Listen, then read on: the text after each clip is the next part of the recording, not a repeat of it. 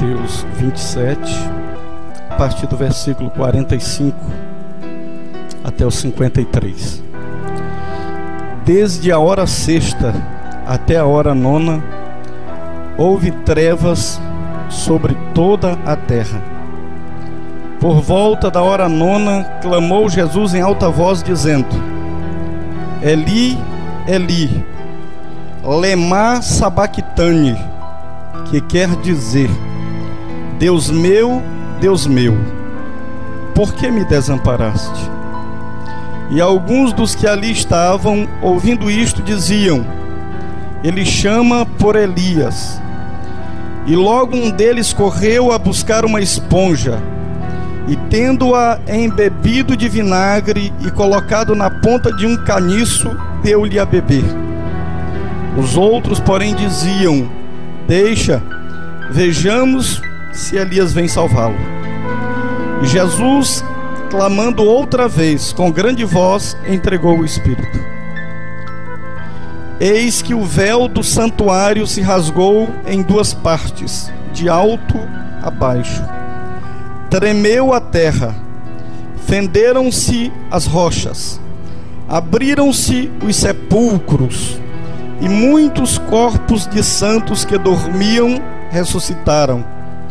E saindo dos sepulcros depois da ressurreição de Jesus, entraram na cidade santa e apareceram a muitos. Capítulo 28, a partir do verso 1.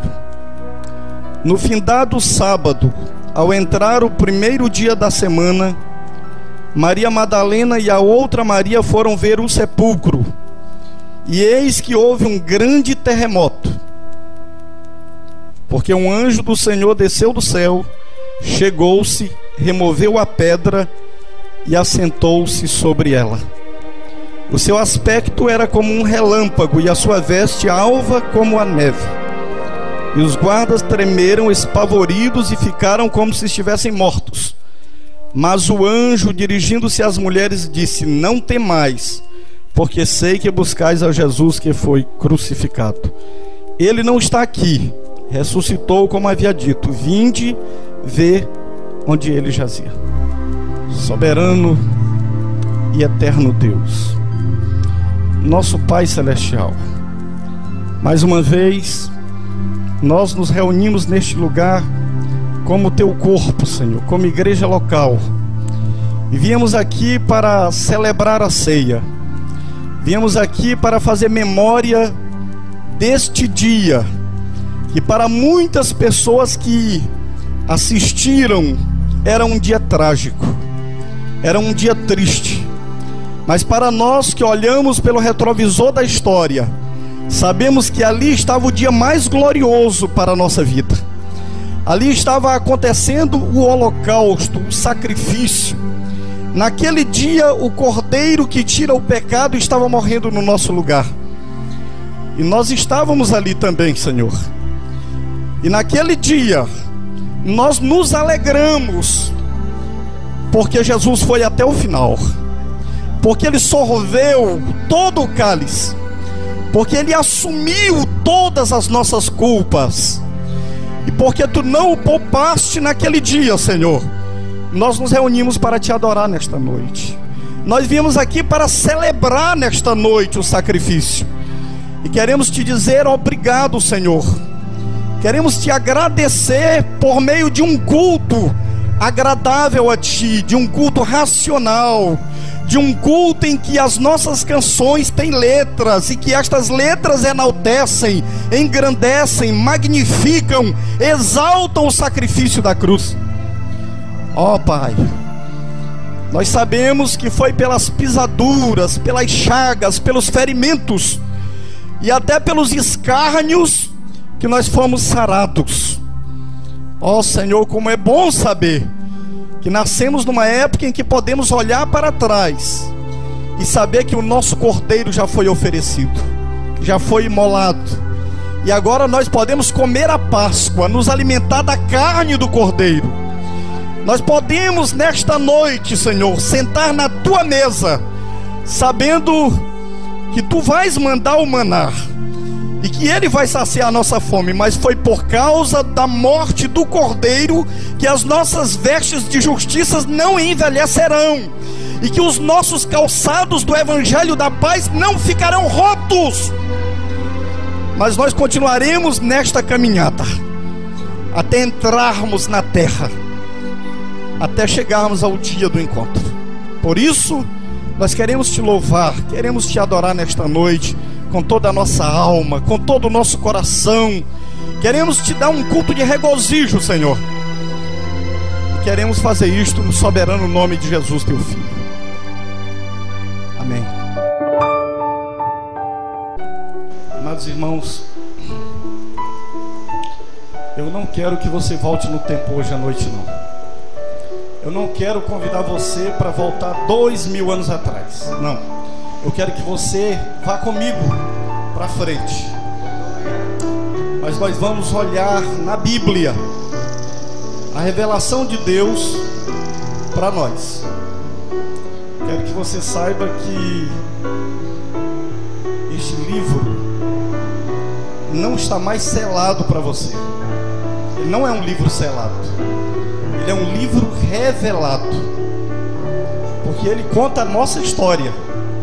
Se você é Rebeca, se você é Esther, se você é Abigail, se você é Maria, seu nome está no livro. É a sua história. Quem não gosta de ler acerca de si mesmo? Agora, nós encontramos Jesus no final do seu ministério, numa outra estação. Quando nós lemos os evangelhos, e quando é a primeira vez que nós os lemos, nós costumamos ficar impressionados com aqueles dias em que parece que emanava de Jesus um poder tão grande, que até que se alguém tocasse na orla do seu vestido ficaria curado. Tão grande poder emanava dele. Mas agora, no capítulo 27 de Mateus, parece que o poder sumiu. Ele, o Todo-Poderoso, se tornou impotente. Agora ele é escarnecido, é cuspido, é esbofeteado, é zombado, ridicularizado, e nada acontece. Tiram as suas vestes, lhe põem uma veste de zombaria, se ajoelham diante dele, pegam uma cana, batem na sua cabeça e dizem que é o seu cetro, batem por trás e dizem: se tu é profeta, diz quem te bateu. Os profetas sabem quem foi que te bateu. E ele não diz nada, ele fica calado. Ele carrega a sua cruz com uma acusação. Ele vai ao patíbulo da cruz. E quem olhasse para Jesus, e de fato os discípulos e as mulheres que o seguiam, elas não estavam entendendo o que estava acontecendo ali, porque haviam depositado suas esperanças nele, e criam de todo o coração que ele era o Messias, que ele haveria de redimir a Israel.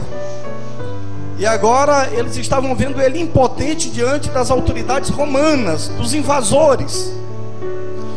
E eu quero que os irmãos saibam que havia anjo em tudo quanto é folha da Palestina, esperando uma ordem de Jesus.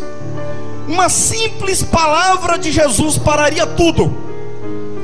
Lá no Getsêmani, quando um dos seus discípulos tentou intervir, puxando a espada e decepando a orelha de um servo do sumo sacerdote, um moço chamado Malco, Jesus manda que ele ponha a espada na bainha, recoloca a orelha do servo no lugar e diz: Pedro, tu pensas que se eu quisesse agora mesmo, eu não clamaria ao Pai e ele mandaria mais de 12 legiões de anjos, mais de 72 mil anjos agora? E quando você lê a Bíblia, você percebe que um só anjo numa noite matou 85 mil soldados. Então ele dizimaria o Império Romano todo em um segundo. Mas ele não disse uma palavra, ele ficou calado. Aquela era uma outra estação do ministério de Jesus. E a Bíblia descreve um eleito, um predestinado, um escolhido antes da fundação do mundo, que não estava em Caná da Galileia quando ele transformou água em vinho, que não estava no deserto quando ele multiplicou os pães, que não estava no mar quando ele andou por sobre as águas, que não estava em Betânia quando ele ressuscitou Lázaro, nem na casa de Jairo quando ele ressuscitou a filha, nem na entrada de Naim quando ele ressuscitou o filho de uma viúva. Enquanto Jesus fazia esses milagres, ele estava roubando, ele estava matando, ele estava assaltando. Ele não teve as oportunidades que tantas multidões tiveram de ver Jesus fazendo milagres extraordinários. Não. Mas Deus deu uma oportunidade a ele. Na hora 1/10, Deus deu uma oportunidade dele ver o rei. Mas o rei que ele viu era um escárnio. O rei que ele viu era o homem do capítulo 53 de Isaías. Olhamos para ele e não havia beleza alguma que nos agradasse. Era desprezado. Dele não fizemos caso algum. Ele era homem de dores e que sabe o que é padecer. Mas aquele predestinado, naquele instante, ele conseguiu ver o rei. Enquanto o seu companheiro zombava, enquanto os sacerdotes zombavam, enquanto as multidões zombavam, ele talvez virando a cabeça disse para aquele crucificado da cruz do meio: Senhor. Esta expressão é forte. Lembra-te de mim quando entrares no teu reino.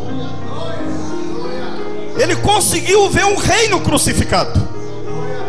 Ele conseguiu ver um rei quando ninguém mais via, a não ser um condenado, maldito de Deus, porque estava escrito em Deuteronômio: maldito todo aquele que for dependurado no madeiro.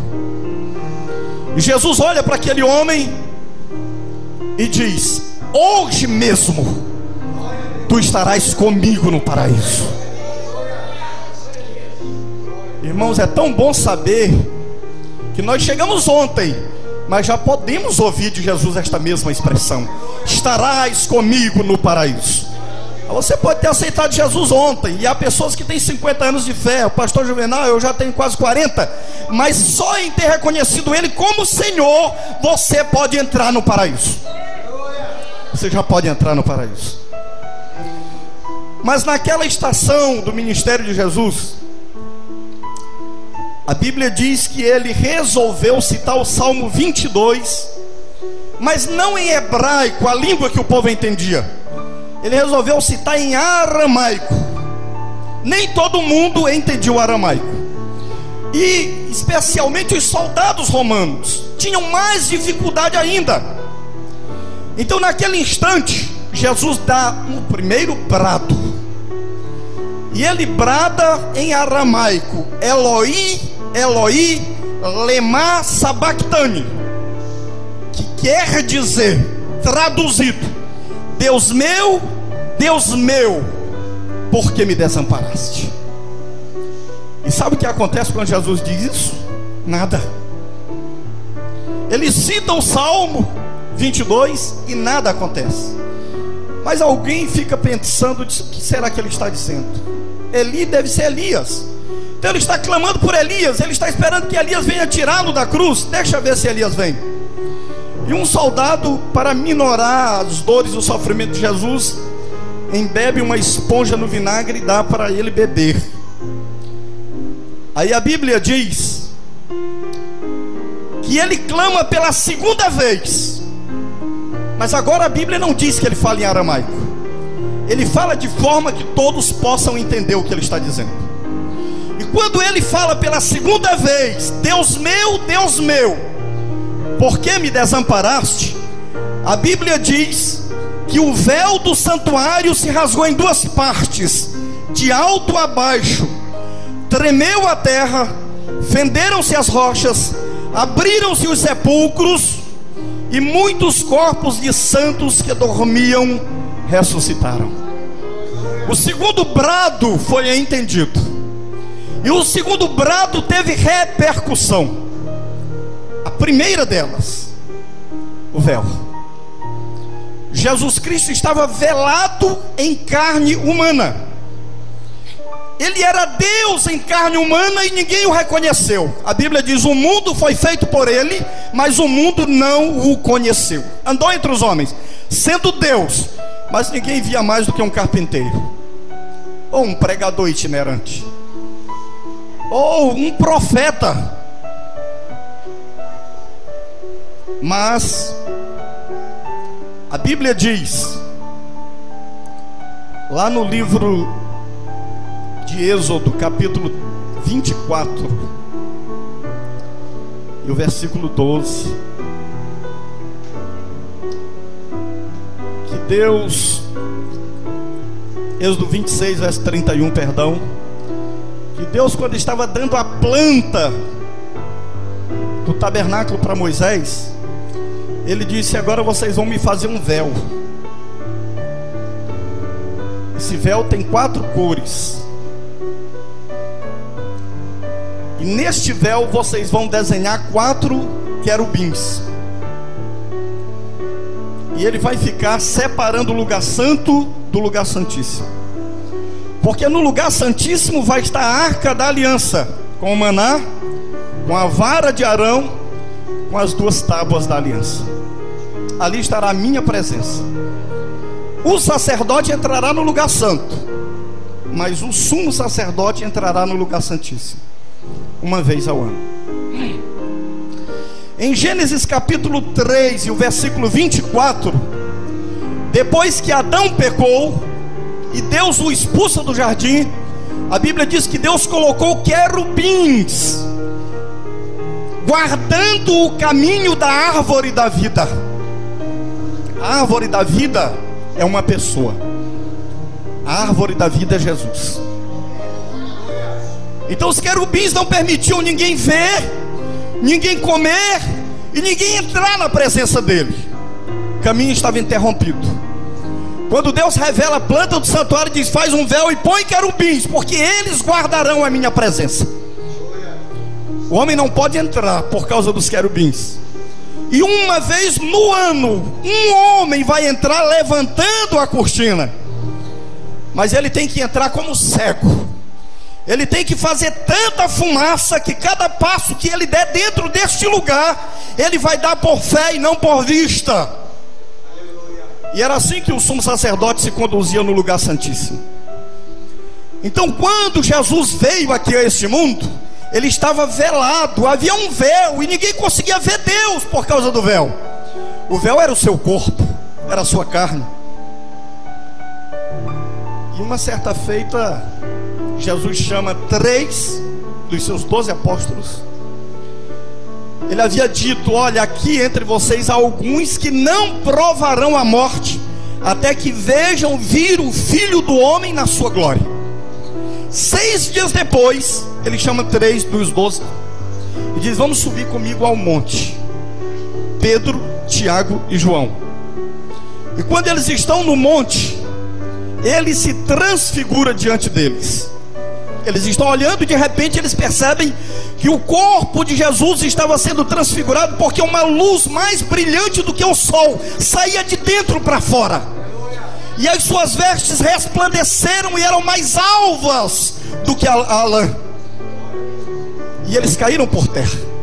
Aquela visão foi tão extraordinária que anos depois, quando Pedro está escrevendo a sua epístola, ele diz: porque nós mesmos com os nossos olhos nós vimos o verbo de Deus, com as nossas mãos nós apalpamos ele, nós ouvimos com os nossos ouvidos e nós ouvimos transfigurado no Monte Santo. Aquele lugar foi tão importante para Pedro que ele chamou aquele lugar de Monte Santo. Pedro esteve na gruta de Lázaro, mas não disse que a gruta era santa. Ele esteve no quarto de Jairo, onde a menina foi ressuscitada, mas não disse que aquele quarto era santo. Agora ele chama aquele monte de santo, porque naquele dia Deus tirou o véu e mostrou quem estava dentro. Pedro, Tiago e João viram descer o santo dos santos no monte, e eles viram o Santíssimo se manifestar a eles, e eles disseram: nós vimos o verbo de Deus. Então vocês não vão contar nada a ninguém até que eu ressuscite. Eles nem entenderam, Mas não contem nada a ninguém. O que impressionou Pedro não foi ver Elias, não foi ver Moisés, que representa os mortos que vão ressuscitar e os vivos que vão ser transformados. O que impressionou eles foi ver aquele com quem eles andavam manifestado na sua glória. Isso no capítulo 17. No capítulo 18, Jesus está andando na região de Filipe, e agora ele faz uma pergunta: o que dizem os homens ser o Filho do Homem? Esta é uma expressão que Jesus tomou para si, que foi usada para Ezequiel, e que Daniel no capítulo 7 viu uma semelhança do Filho do Homem, que chegava diante do ancião de dias, recebia o livro e recebia o domínio, e ele se identificou como o Filho do Homem, aquele que, sendo 100% homem, também era 100% Deus. O que dizem os homens ser o Filho do Homem? E eles começaram a dizer: uns dizem que tu é Elias, outros dizem que tu é Jeremias. Tu chora de vez em quando, já te viram chorar pelo menos 2 vezes. E há quem diga que tu é um dos profetas que ressuscitou. Jesus olha para eles e diz: e vós, quem dizeis que eu sou? Ora, irmãos, é claro que o Pai mais uma vez rasgou o véu para Pedro, e o Espírito Santo entra em Pedro e faz falar: tu és o Cristo do Deus vivo. Jesus diz: é, Pedro, não foi a carne nem o sangue que te revelou isso, mas meu Pai que está no céu. Por causa disso, Pedro, eu vou te dar as chaves do reino dos céus. As chaves do reino dos céus é o Espírito Santo. Eu vou te dar as chaves do reino dos céus. E você sabe que no dia de Pentecoste, Pedro usou esta chave para colocar judeu dentro do reino, liberando o Espírito Santo para eles. Que lá em Samaria, Pedro usou esta chave para colocar samaritano dentro do reino, dando a eles o Espírito Santo. Que na casa de Cornélio ele usou esta chave, dando o Espírito Santo aos gentios, para que o Senhor pudesse habitar em seu templo de novo. Que agora Deus tem um outro templo, tem uma outra habitação, uma outra morada. Agora, meus amados irmãos, estes querubins que estavam guardando a presença de Deus, um determinado dia, e nenhum teólogo judaico, nenhum estudioso da Bíblia, nenhum rabino poderia calcular, imaginar, pensar que aquela era a festa do rasgado véu. Porque se você lê sua Bíblia, você sabe que havia 7 festas em Israel, e o sumo sacerdote só entrava uma vez no lugar santo, e não era na Páscoa, era na festa do dia da expiação, no 7º mês, no dia 10 do mês 7º, o dia da expiação. Aquele era o dia que ele entrava no lugar santo.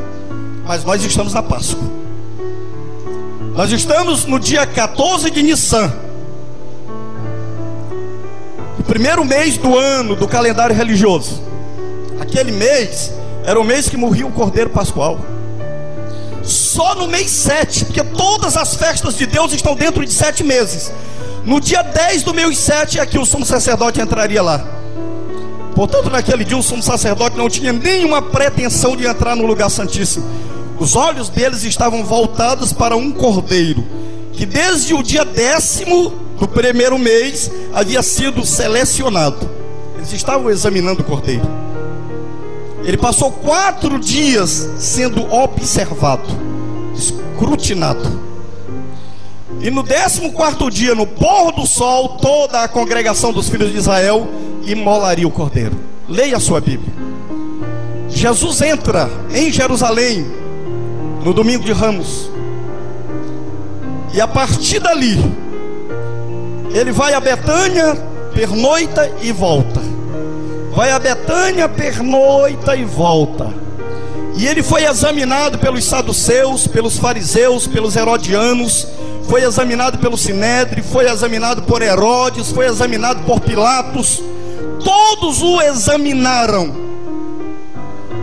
E aí Pilatos olhou para ele e disse: eu não vejo defeito nesse cordeiro, eu não vejo falha nele. Trouxe para o povo e disse: olha, eu não vejo defeito nele. E eles disseram: então sacrifica. Se ele não tem defeito, sacrifica-o, porque o cordeiro, para ser sacrificado, não pode ter defeito. Crucifica-o, crucifica-o. Eles não sabiam o que estavam fazendo. Jesus diz: Pai, perdoa, porque eles não sabem o que fazem. Mas eles estavam cumprindo as escrituras. Se é o cordeiro, tem que ser sacrificado. Então naquele segundo brado de Jesus, os querubins saem da frente. Os querubins são retirados, porque quando você lê Gênesis 3:24, eles tinham espadas reluzentes. Nem o homem poderia ousar entrar no caminho da árvore da vida sem derramar sangue. Eles teriam que morrer para entrar ali. Os querubins estão lá aguardando. Mas quando um soldado projeta a sua lança no lado de Jesus e o sangue sai, a espada dos querubins fica banhada de sangue e eles saem, e o véu é rasgado de cima a baixo. E todos os sacerdotes no templo olham para dentro e veem uma pedra nua, porque não tinha mais a Arca da Aliança. Mas se olhassem pelas janelas do templo, eles teriam visto aquele que estava por trás do véu na cruz do Calvário. Porque um centurião romano que viu o tremor, que ouviu tudo o que aconteceu, disse: verdadeiramente este aí é o Filho de Deus. Por trás do véu rasgado da carne, entregando o seu espírito ao Pai, foi possível um centurião romano ver o próprio Deus no crucificado.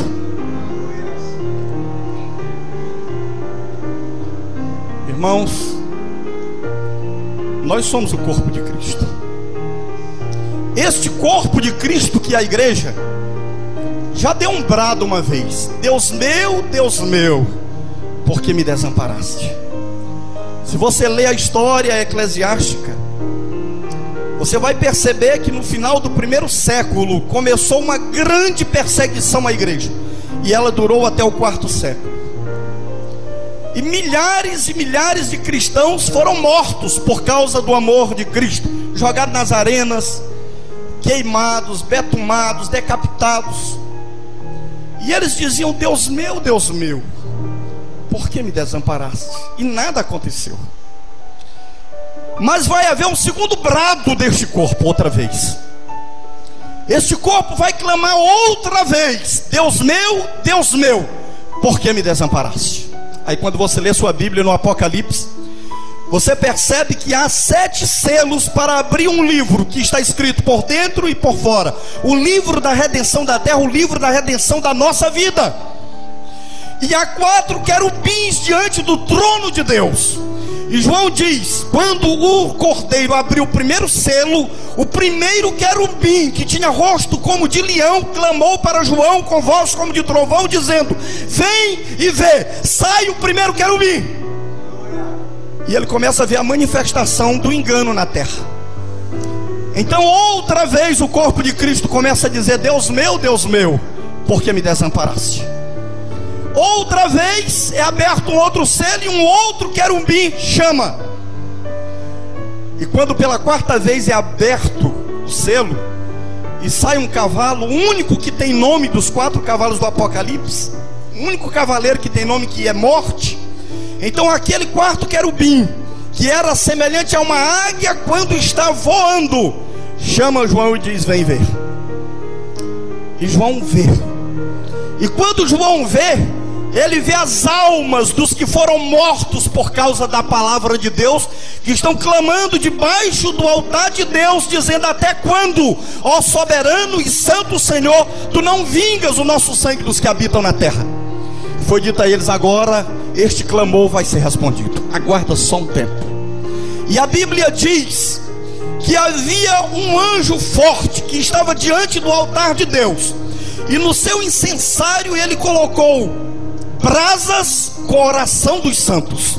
E quando ela foi colocada ali, a fumaça subiu desde a mão do anjo até a presença de Deus. E como resposta destas orações, outra vez vai acontecer terremotos, e outra vez vai acontecer ressurreição dentre os mortos.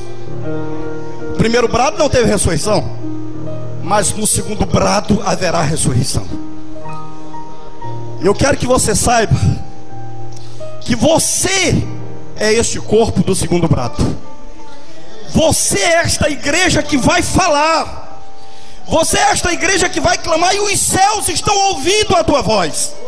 E como resposta das tuas orações, Deus trará juízo à terra e trará ressurreição para os nossos mortos e transformação para o nosso corpo. Nós seremos transformados, porque os céus estão parados para ouvir a igreja agir. Não há nada que Jesus vai fazer na terra, nada, absolutamente nada que Jesus vai fazer na terra, estando Ele lá no céu, a não ser por meio da igreja. Jesus só cura por meio da igreja. Jesus só salva por meio da igreja. Jesus só fala por meio da igreja. E Ele estabeleceu uma lei que, sendo Deus, nada faz na terra a não ser por meio do homem. Por isso é que Ele escolheu a igreja como seu corpo, como sua habitação. Este é o ministério do Filho do Homem, Deus em carne humana outra vez. Deus em carne humana outra vez. Mas há um véu. Quem olha para nós, mas quem são vocês? De onde vocês tiraram a ideia que vocês são especiais? Por que vocês são tão arrogantes, presunçosos? Somos salvos, temos o Espírito Santo. Deixa Deus rasgar o véu para eles. Se Deus rasgar o véu, eles vão descobrir que este é o único lugar provido por Deus para a adoração do seu nome.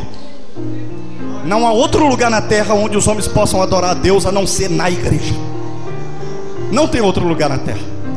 Jesus disse: eu edificarei a minha igreja, e as portas do inferno não prevalecerão contra ela. O mundo cria reinos, o mundo cria instituições. Algumas parecem que vão durar para sempre, mas elas têm desaparecido. Mas a igreja está permanecendo e vai permanecer para sempre. Porque Jesus disse: eu estarei convosco todos os dias, até a consumação dos séculos. Não importa quantos venham a desanimar, isso não importa. Alguns, como Judas, vieram para desanimar mesmo, e vão para o seu lugar determinado. Mas há outros, como Pedro, que falham, que pecam, que caem, mas que Jesus não os permite ficar lá. Ele vai, depois da ressurreição, encontrá-lo e traz de volta. Essa é a razão porque eu não consigo deixar de ser crente. É a razão porque você não consegue deixar de ser crente.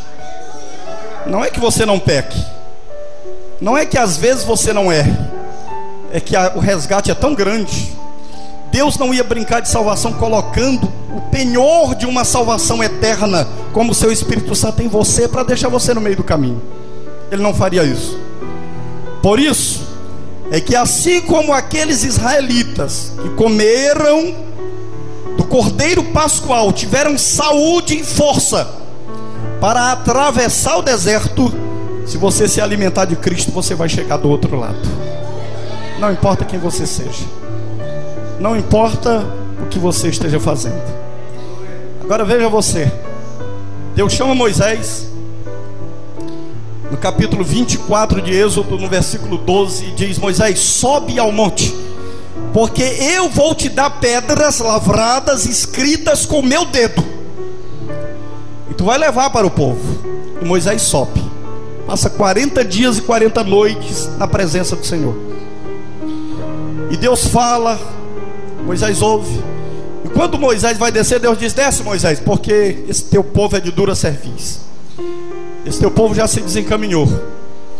Deixa eu destruir esse povo e fazer de ti uma nação maior, mais poderosa.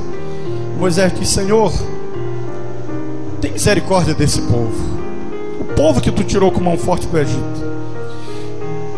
Se tu fizeres isso, Senhor, o que vão dizer os povos a respeito do teu poder, da tua reputação? Teve poder para tirar eles do Egito, mas não teve poder para introduzir na terra.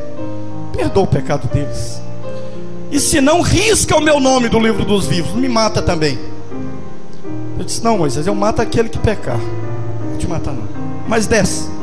E Moisés vem com as 2 tábuas da aliança lavradas e escritas pela mão de Deus. E quando Moisés se aproxima e ele vê que há uma grande festa na congregação, músicas, danças, sacrifícios, E Moisés diz: eu estou ouvindo uma estranha zoada de festa, de alegria, de sacrifício. E quando ele chega, o povo de Israel estava cultuando os bezerros lá do Egito, e dizendo: estes, Israel, são os teus deuses que te tiraram do Egito. Moisés ficou tão irado, tão indignado, que Moisés lança das suas mãos as pedras que Deus escreveu e lavrou e quebra elas.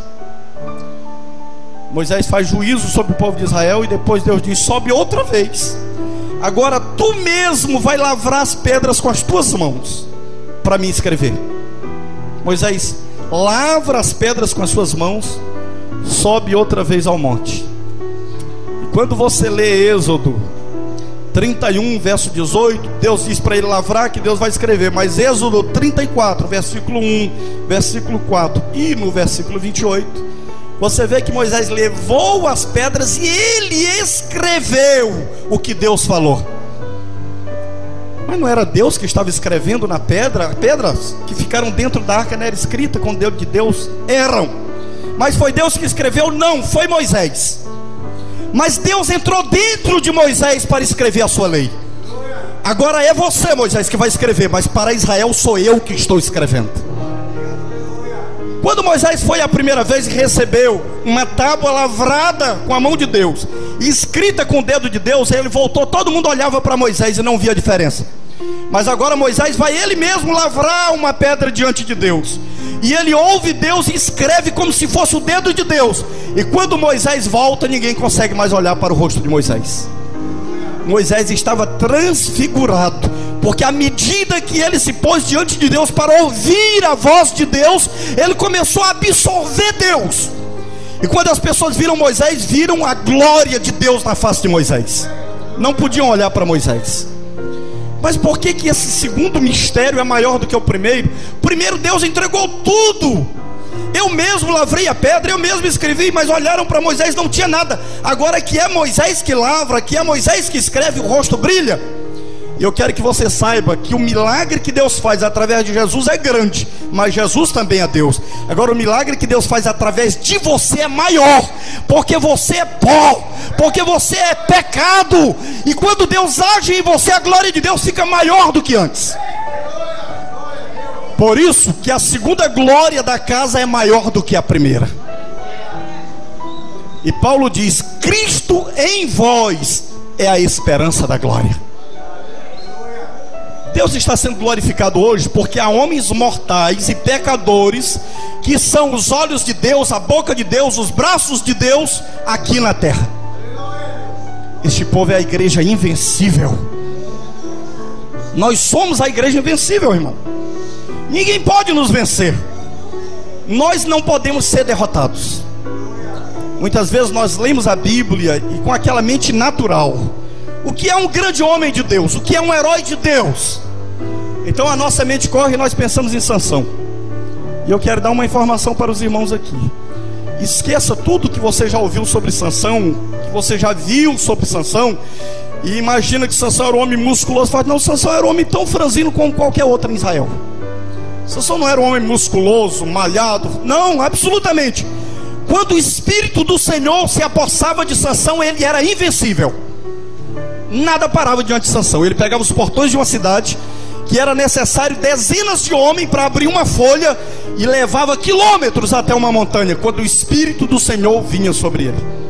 A força de Sansão não estava na sua força natural. A força de Sansão estava no Espírito que vinha sobre ele, Espírito de Deus. Mas é este o grande campeão de Deus? Não. Como foi que Sansão morreu? Cego, rodando o moinho como um boi. É este o grande. Quem é o grande campeão de Deus? Davi, que lutou contra um gigante, sendo ainda um menino franzino e o matou, tornou-se um grande cantor. Não, mas Davi caiu de forma escandalosa também e pecou. Quem é o grande campeão de Deus? Quando eu leio a Bíblia, eu descubro que houve um homem que Deus não permitiu que ele usasse as roupas da moda. Ele até gostaria. Obrigado. Ele até gostaria. Os sacerdotes usavam linho finíssimo, e ele era filho de um sacerdote. Deus disse: não, João, tu vai usar peles de camelo, roupa rústica. Ele até gostaria de comer a espátula do sacrifício, a parte mais gostosa que havia num animal sacrificado no templo, e era direito do sacerdote. Eu disse: não, João, tu vai comer gafanhoto e mel silvestre. Ele até gostaria de estar na cidade do rei em Jerusalém, mas Deus disse: você vai para o deserto. Eu quero treiná-lo no deserto. Você vai passar 30 anos da tua vida isolado, para poder aprender a ouvir minha voz. Eu vou fazer que o teu ministério seja grande, mais curto. O ministério de João foi grande. A Bíblia diz que toda Jerusalém, toda a Judeia e até os confins de Israel vieram ao Jordão para ouvir João. Que ministério glorioso. Mas durou 6 meses. Um dia aparece um homem para ser batizado por João. Algo dentro de João diz: olha, esse homem aí é aquele. E ele diz: eu é que devia ser batizado por ti, tu vem a mim? Jesus disse: João, deixa por enquanto para que se cumpra a escritura.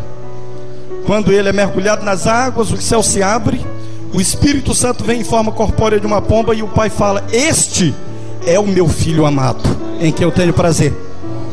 Aí João diz: olha, diáconos, auxiliares, meus discípulos, o meu ministério está acabando hoje, sigam este homem. Eu estava até agora aqui só esperando ele, sigam ele. E você, João, e o teu ministério, convém que ele cresça e que eu diminua. João vai para uma prisão. João passa 6 meses na prisão numa expectativa. Eu anunciei, ele é o Messias, ele vai libertar. E nada acontece com ele. Então João chama 2 discípulos e diz assim: olha, ide àquele que eu anunciei no Jordão, chamem ele em particular e perguntem: és tu mesmo aquele que havia de vir, ou nós devemos esperar outro? E os discípulos de João chegam lá e Jesus está pregando, e eles ficam aguardando. Interessante, irmãos, que quando os discípulos de João chegam, Jesus está numa situação tão difícil. Jesus está numa situação difícil porque os gregos estavam agora querendo conhecê-lo. A fama dele havia ultrapassado a Judeia.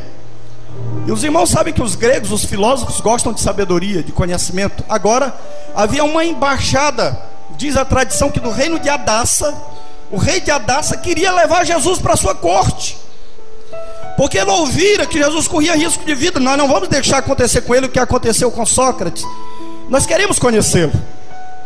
E aí chegam onde André, e André vai lá e diz: Senhor, os gregos estão aí, querem falar contigo. E Jesus diz: a minha alma agora está angustiada, eu estou em grande angústia, mas o que direi eu? Pai, salva-me desta hora, se foi precisamente para esta hora que eu vim. Então você conhece a oração do Getsêmani, não? Quando Jesus chega no Getsêmani e ele encontra uma encruzilhada, como homem que nunca enfermou um dia na vida, no melhor da idade, ele amava a vida, mas como Cordeiro de Deus, ele sabia que ele precisava morrer. Então Jesus ora: Pai, se possível, passa de mim este cálice. Agora imagine, lá em Hebreus capítulo 2, está dito que ele falou para Deus na eternidade: eis-me aqui, escreve no rolo aí a meu respeito, para fazer a tua vontade, me prepara um corpo, que eu vou lá. Agora quando ele está em corpo, ele encontra a vontade de Deus de um lado e a vontade dele do outro. E ele diz: Pai, se possível, passa de mim esse cálice. Aí Deus teria que ressuscitar Isaías. Vem aqui, Isaías, apaga aquela profecia lá de Isaías 53, risca tudo aquilo lá. Mas por que, Senhor? Porque o homem, o único homem capaz de cumprir aquilo lá, ele não quer morrer. Ele chegou no Getsêmani e descobriu que não quer morrer. Então apaga. Chama Zacarias. Zacarias, risca aquela profecia da entrada do Messias no jumentinho lá. Por quê? Porque o homem de quem eu escrevi, ele não quer morrer. Vamos apagar todas as promessas que eu falei no passado. Então Jesus olha para estas escrituras e diz: mas todavia seja feita a tua vontade e não a minha. Ali estava o maior campeão de Deus. Mas agora Jesus aproveita para mandar um recado a João. João, ele sabia que João conhecia as Escrituras. Vão e digam a João o que vocês estão vendo e o que vocês estão ouvindo. Os cegos vêm, os surdos ouvem, os aleijados andam, os leprosos são purificados e aos pobres está sendo anunciado o reino dos céus. Os discípulos vão, a Bíblia não diz, não há Escritura dizendo isso. Eu acredito que quando eles disseram, João, ele mandou dizer isso, João deve ter dado um glória a Deus dentro daquela prisão, porque João conhecia as Escrituras, é ele mesmo. E diz mais a João, bem-aventurado aquele que em mim não acha motivo de tropeço. Não é porque as coisas não estão saindo do jeito que você queria que saísse, do jeito que você pensou que ia ser, que Deus deixa de ser Deus. Não, os projetos deles devem acontecer. E aquela tragédia daquela estação da vida de Jesus é a causa da salvação eterna de todos nós.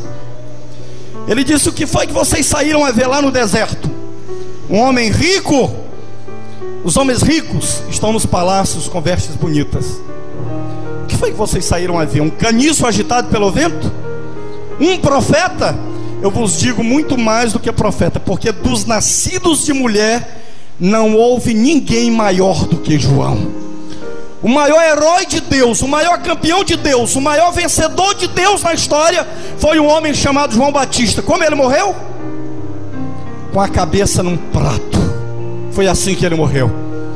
Então a visão de Deus não é a mesma visão que nós temos. Quem é o grande homem de Deus? Quem é o grande pregador? Jesus está pregando, está curando, e ele ressuscita o filho da viúva de Naim. E as multidões dizem, na verdade, João não fez nenhum milagre, mas tudo que ele disse acerca deste era verdade. O maior elogio que um pregador pode receber, tudo que ele disse acerca de Jesus é verdade. Como eu vou ter acesso a Jesus hoje? Você já viu Jesus? Você já pegou em Jesus? Eu quero que você saiba que Jesus está aqui nesta palavra. Um dia Jesus rasgou o véu, o selo que estava aprisionando uma semente predestinada dentro do teu coração. Quem olhava para você via um cachaceiro, via um drogado, via um prostituto, uma prostituta, um mentiroso, um corrupto. E ele rasgou aquele selo, rasgou aquele véu, o trovão soou, a semente despertou e um filho de Deus se revelou em você.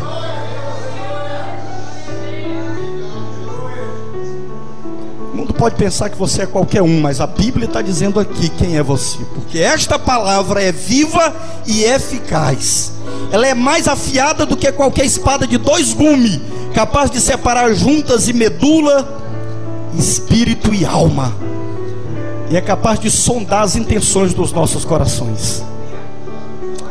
Então, meus amados irmãos, agora Paulo diz em 2 aos Coríntios, capítulo 3, versículo 13, que nós não somos como Moisés, que precisava esconder o rosto, ainda que por causa de uma glória que se desvanecia. Não, porque à medida que você olha para a palavra, você está sendo transformado de glória em glória, como que pelo Senhor o Espírito, a semelhança de Jesus. O mundo vai reconhecer Jesus em você. O mundo nunca amou Jesus, nunca vai amar você. Nunca aplaudiu Jesus, nunca vai aplaudir você. Mas você sabe que no primeiro dia da semana houve um outro terremoto. E desta feita, a Bíblia diz que o selo do Império Romano, que estava lacrando em cima de uma pedra a palavra, o corpo palavra que era Jesus, foi rasgado, a pedra foi removida, e o anjo que rompeu o lacre estava sentado sobre a pedra. E naquele instante o mundo dormiu. Ninguém conseguiu ver o que estava acontecendo, mas havia um grupo de mulheres que tinha companheirismo com a palavra. E os anjos disseram a elas: não temais, porque eu sei que vocês estão buscando a Jesus. Agora mesmo, neste instante, quando o mundo está dormindo e não consegue ver nada, o anjo do Senhor está dizendo: não tema, eu sei que vocês estão buscando a Jesus. Então é nesse instante que nós vamos ter companheirismo divino, sentado à mesa do Senhor, comendo a carne de Cristo, bebendo o sangue de Cristo, que é vida. E você vai ter mais um mês de bênção e de comunhão.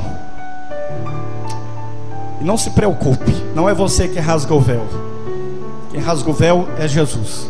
Se os homens fossem rasgar o véu, era de baixo para cima. Mas quando Deus rasga, Ele rasga de cima para baixo. Você não tem que dizer para ninguém que você é. Você não tem que mostrar para ninguém que você é. Deus vai mostrar. É Deus que vai revelar para as pessoas quem você é. Amém? Que Deus em Cristo nos guarde e nos abençoe no seu amor para sempre.